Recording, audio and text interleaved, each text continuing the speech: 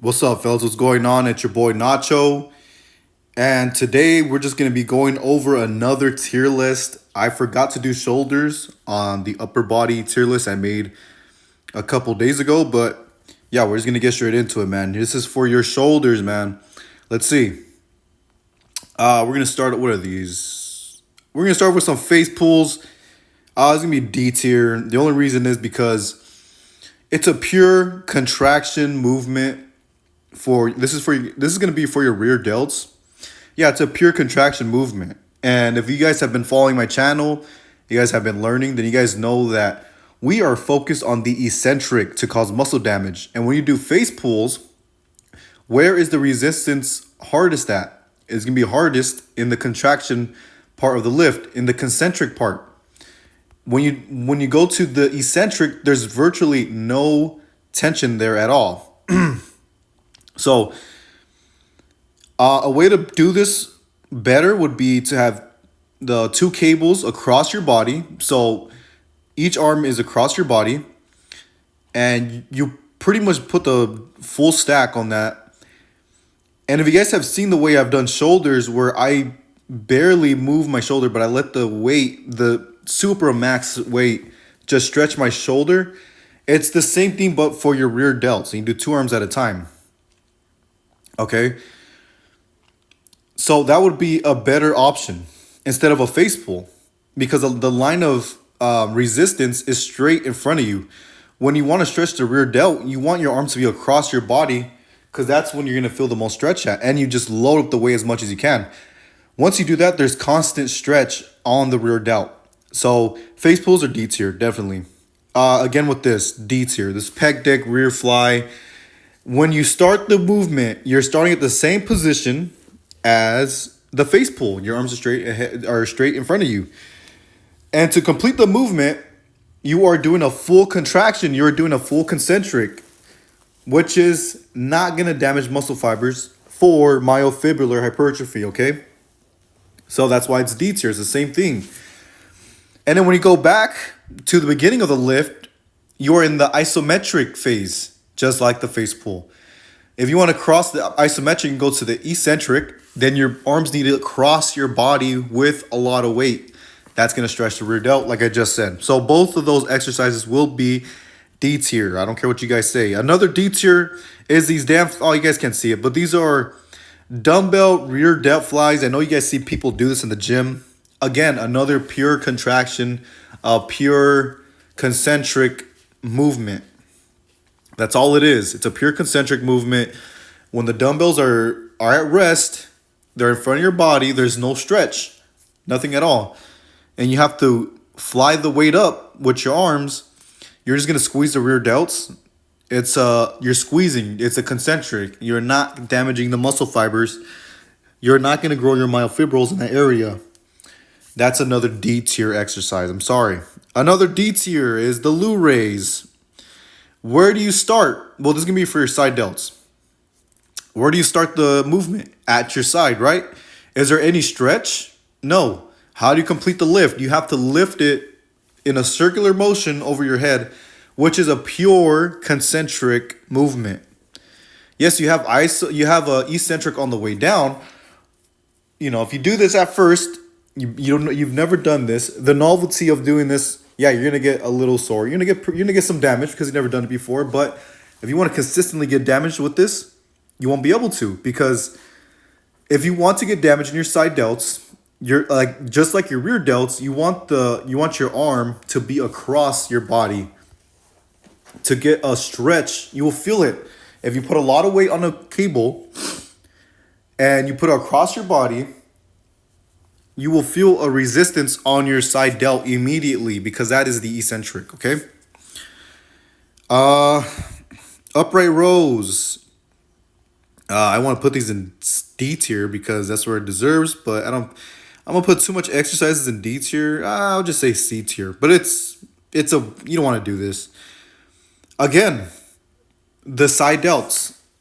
Is it a bicep exercise? Is it an upper back exercise, or is it a side delt? Because it's a compound but for your arms, but there's no eccentric on any of them. You see what I'm saying? It's a pure concentric movement. That's all it is. At rest, your arms are in front of you. Okay, there's no stretch on the shoulders. And to complete lift, you have to do a full concentric. This is with a barbell or a cable or a dumbbell. It doesn't matter. A upright row, you are not going to get damaged. Look, I've done this when I first started doing eccentric overload. I did this with super max loads. So I would do upright rows with 60 pounds or 70 pounds. I did get damaged at first because my shoulders are not used to that movement with that weight. But after that, I tried doing it again for another 2 weeks or something. No matter how heavy I went, how much I controlled the eccentric, I did not get damaged because you want to damage your shoulder, you need your arm to be across your body with resistance. It's going to cause a full stretch on your side delt, okay? Put in D tier, I don't care. Lateral raise, a little better. But again, it's a full concentric movement, man. With the dumbbells, you cannot really get a good eccentric stimulation from a dumbbell lateral raise. It's a pure concentric movement. You start at rest, like all of these other shoulder movements I've been showing you guys. You start at rest, and you do a full concentric to complete the lift. And when you go back down, yeah, there's some eccentric, but it stops at the isometric portion. Do you guys see what I'm saying? It starts at the side of your body. Like I said, you need your arms to be across your body with resistance in that line to damage the side delt consistently, okay? This is going to be S tier. Now, it shows you doing a full concentric, but the way that you guys have seen me do this in my videos, since the weight is across your body, your arms across your body, there's going to be a full stretch on your side delt eccentrically. What you do is you load up the weight more than your max, a lot more than your max. You'll be able to do it. And you move your shoulder a little bit, you give it a little concentric lift so that when the weight goes back down, you're resisting it with your shoulder only. And since it's across your body, you're getting a full max stretch on the eccentric. That's why these cable lateral raise is going to be in S tier. It's the absolute best. You do this week by week. You just keep adding weight. You do a bunch of sets. And you just focus on the eccentric, length and partials pretty much. Then, yeah, it's an S tier movement, okay? Military press, it's either A or B tier, okay? Let's see. I want to put it in A tier. Now, you don't want to do a full concentric with it. You're just going to be wasting energy. You want to stick to the eccentric. So you want to do partial reps in the lengthened position, in the eccentric position to get the most out of it. What you do is, you pick a weight that's more than your max or at your max, and you cheat the weight up a bit, and then on the way down, you control the eccentric.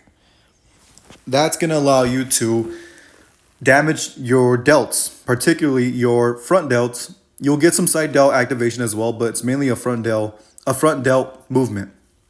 It's an A tier because you're gonna have you could use heavy ass loads, and you just do partial reps in the lengthened position, in the eccentric position.